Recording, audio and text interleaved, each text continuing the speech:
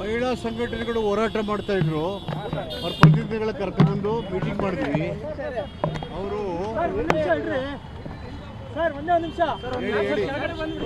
ಹೇಳಿ ಸ್ವಾಮಿ, ಹೇಳಿ ನಿಮ್ಮ ನೇತೃತ್ವದಲ್ಲಿ ಸಿಎಂ ಭೇಟಿ ಮಾಡಿದ್ರಲ್ಲ ಸರ್, ಏನಾಯ್ತು ಸರ್?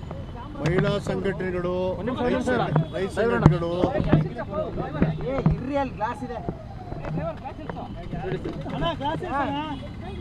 ಮಹಿಳಾ ಸಂಘಟನೆಗಳು, ಕರ್ನಾಟಕದಂಥ ಮಹಿಳಾ ಸಂಘಟನೆಗಳು ಫ್ರೀಡಂ ಪಾರ್ಕಲ್ಲಿ ಸ್ಟ್ರೈಕ್ ಮಾಡ್ತಾ ಇದ್ರು.